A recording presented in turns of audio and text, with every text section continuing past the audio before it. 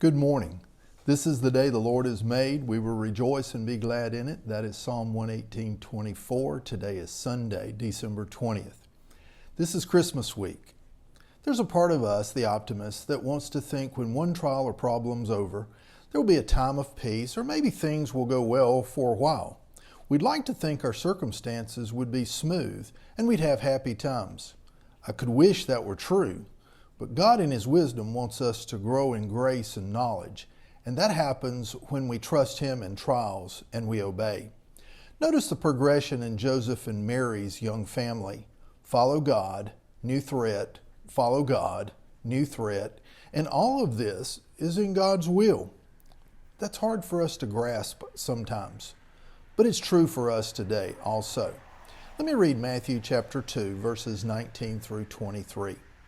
Now when Herod was dead, behold, an angel of the Lord appeared in a dream to Joseph in Egypt, saying, Arise, take the young child and his mother, and go to the land of Israel, for those who sought the young child's life are dead. Then he arose, took the young child and his mother, and came into the land of Israel. But when he heard that Archelaus was reigning over Judea instead of his father Herod, he was afraid to go there. And being warned by God in a dream, he turned aside into the region of Galilee.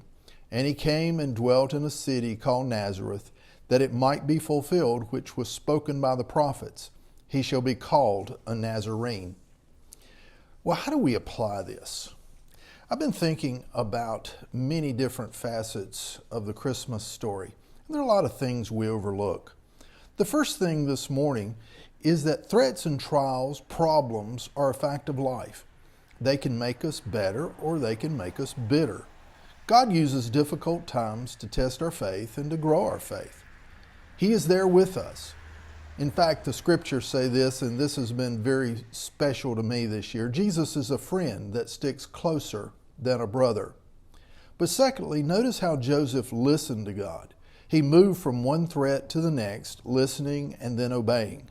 Joseph didn't realize what God was doing, but we see God's direction and Joseph's obedience fulfilled that prophecy that was spoken many years before, and it strengthens the evidence that Jesus truly was the Son of God. Charles Stanley always says, obey God and leave the consequences to Him. And he's right. That's certainly what we need to do. Today is Sunday, December 20th. Love God, love people. Love never fails.